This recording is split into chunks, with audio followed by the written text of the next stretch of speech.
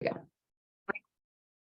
Okay, so today I want to talk a little bit more about this relationship as to why we are um a little bit more about the relationship of holiday waking. I'm going to back up and just go a little bit back from yesterday. So yesterday we talked about holiday waking, the truth about holiday waking, in that it's not so much that we gain a ton of weight over the holidays, it's that we gain a little bit of weight and we never lose it cumulatively over the years.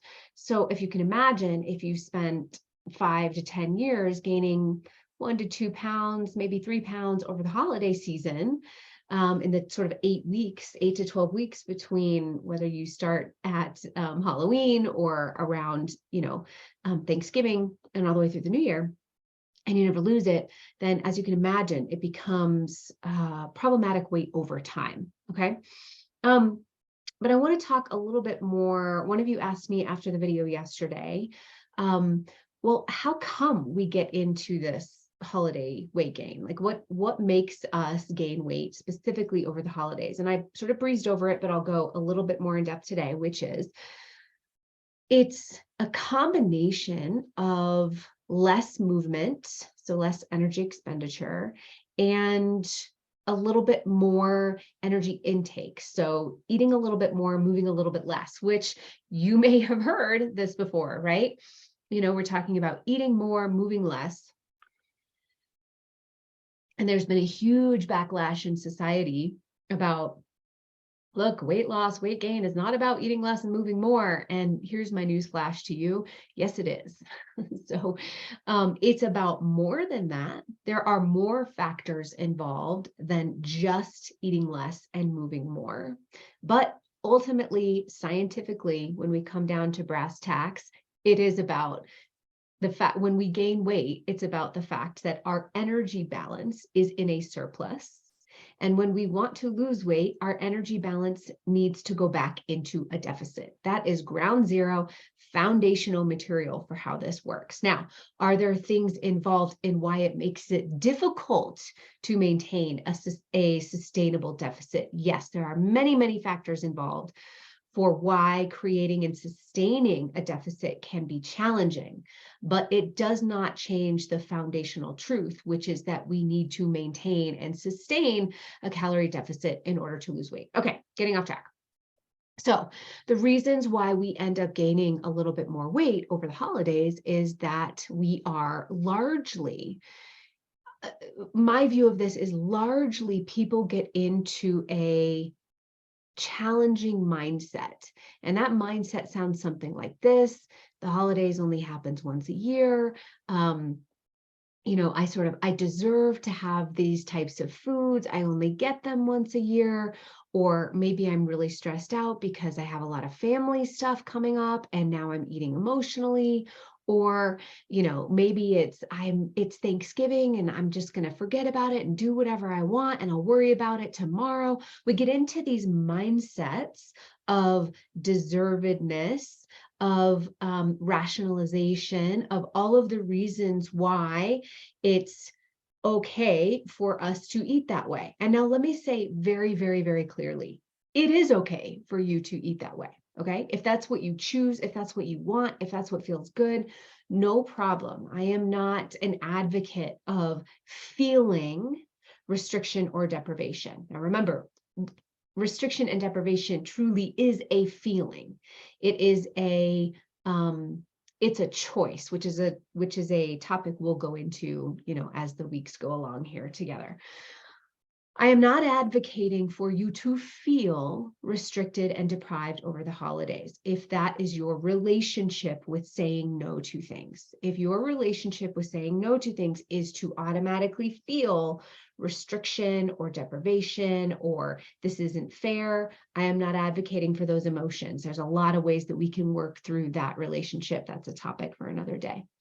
But when we talk about how we get into difficult situations over the holidays, and when we get into the process of eating a little bit more, moving a little bit less, and ultimately leading to weight gain that we don't want, what I see largely is a lot of free passes, the mindset of, I'll just worry about this in January. I don't want to restrict myself right now. I will miss out on all the holiday festivity and cheer and joy if I don't eat these things, right? There's a mindset that accompanies going into the next month or two that I invite you to be really aware of. Now, again, please hear me say, I am not advocating for a state of being that makes you feel bad about yourself, okay? That's something I would never do. However, I want to state the claim that we do have a choice in how we approach the next 5, 6 weeks, whatever it is, through the end of the year, and that the way that we decide to approach it has a direct impact on the results that we will get. Okay, so what we know to be true is that many people gain a little bit of weight over the holidays and then they never lose it, right? That's what we talked about yesterday. And what ends up happening is that we sort of give ourselves a free pass to the end of the year. And then we say, great, I'm going to hit the gym really hard in January and I'm going to start over and I'm going to, I'm going to take care of this, right? Well, flash forward, most people don't end up sort of taking care of it. They end up kind of what we call sort of stop the bleeding, right? Maybe you're not continuing to gain weight because you're not eating in the same way. And maybe now you've started exercising and fantastic, you sort of stopped it, but it doesn't necessarily mean that you are going to lose the weight that you gained over the holiday season. So I believe that it is much easier to prevent the holiday weight gain than it is to try and deal with the holiday weight gain. And part of the way that we do that is to be really intentional with how we want to experience the holiday. So this is where I left off yesterday, which was, I invite you to get really clear about how you would like to feel going into January. Most people make this mistake, and here's what the mistake is. It is to, I'm going to bury my head in the sand and I'm going to do the holidays and I'm going to not worry about the holidays and I'm going to have what I want. And I'm going to do what I want. I'm going to eat all the treats and I'm going to, I'm going to indulge because I've been working hard this year and, I'm going to indulge over the holiday season. And I'm going to pick it back up in January, my focus on my health. That is the sometimes intentional, sometimes unintentional mindset that a lot of people go into the holiday season with.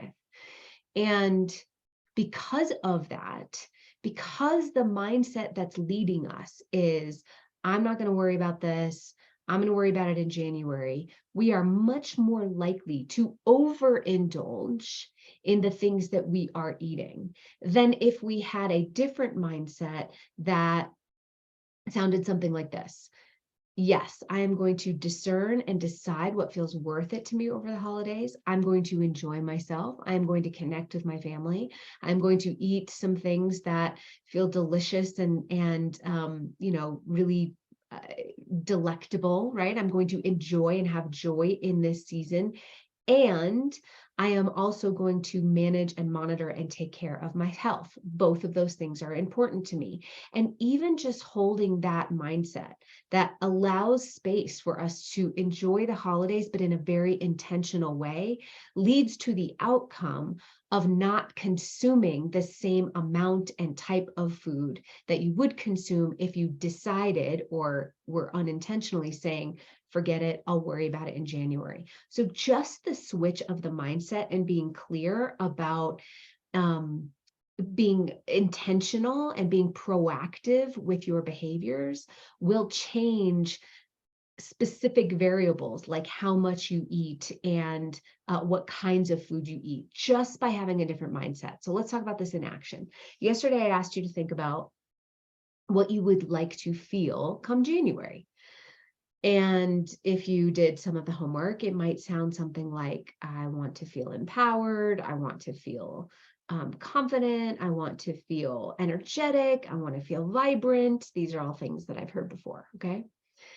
And so if we hold that vision that we want to feel in January, if we hold that vision right now, we reverse engineer the process and we say, okay, what are the types of behaviors that I need to be committed to from now until January that will get me to that feeling. Remember, feeling empowered, confident, vibrant, energetic, embodied, whatever it is. What are the behaviors that I need to be committed to from now until then to have that feeling? Now, some of you might immediately go to things like, I need to restrict my food, or I need to up my workouts, or I need to restrict my calories. That's not actually what I'm talking about here. If we are focused on the feeling of empowerment, the feeling of joy, the feeling of confidence, the feeling of peace, right? That can include a large swath of behaviors, can't it? It can include, perhaps, on Thanksgiving, having the piece of your sister's famous pumpkin pie. It just means that maybe in order to feel confident and empowered and at peace, you don't have 3 pieces, or maybe it's 2 bites that you want, or maybe it's, a half a piece and you split it with your partner, or whatever it is. There are a lot of behaviors that could get you to that feeling, not just one.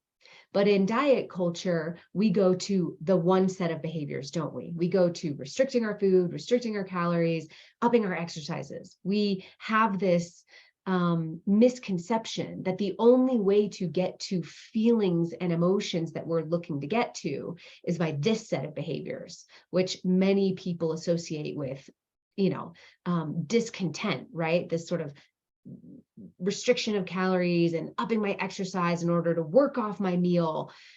Do those things leave you feeling confident and empowered? Restricting my calories, saying no to everything, passing on the things that I love, making sure I get out for a run that morning. Does that make you feel confident, empowered, peaceful, embodied?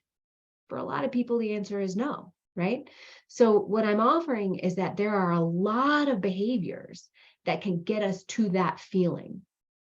But on the flip side, many of the behaviors that don't get us to that feeling is the opposite of restriction and upping the exercise. And the opposite of that can look like, forget it. I'm going to do whatever I want. I'm not going to worry about it. I'm not going to think about it. I'm going to eat whatever I want, right? That also, for many people, doesn't lead to a feeling of empowerment, embodiment, joy, peace, ease, confidence, all those things, okay? So your homework yesterday was to think about, how do you want to feel in January? What are the feelings? What are the feeling words that you want to feel in January? And then follow that up today with, what are the types of behaviors? What are the ways of being that I would need to execute from now until then that would get me closer to that feeling? Really give it 5 to 10 minutes, 15 minutes to sit and think about, what are the types of behaviors around movement, around choosing food, around food choices, around the days of, right? Thanksgiving Day holiday. What are the types of behaviors that would leave me feeling the things that I say I wanted to feel in January? Okay. There are no right answers to this. It's going to look different for everybody. For some people, it will look like more structure around their food. For some people, it will look like little structure in a small period of time, like maybe on Thanksgiving Day, and then more structure on Friday, right? Everybody is going to have a different version of what are the behaviors that are going to lead me to the feelings that I said I want to feel in January. And you can even shorten this a little bit and say, just Thanksgiving. For those of you, I know there are many of you that are international. Some of you even, some of you are in Canada and you already did Thanksgiving in October, right? So if you're not celebrating Thanksgiving, then think about this for the next holiday that you're celebrating. But let's say you're in the US and you are celebrating Thanksgiving, you can shorten this time frame to say, what do I want to feel when I go home on Thanksgiving night, or when I wake up on Friday morning? What is it that I want to feel? How do I want to leave this holiday feeling?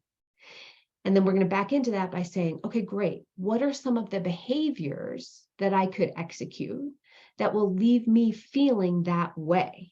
Like I said, this is going to look different for everybody. There's not a hard and fast set of rules here, but I want you to start examining, what are the types of behaviors that I might engage in that will leave me feeling that way after Thanksgiving? Okay. All right, everybody. That is Healthy for the Holiday Day 2. I'll see you back here tomorrow for some more Thanksgiving tips and a little bit of lessons on gratitude and gratefulness. See you tomorrow.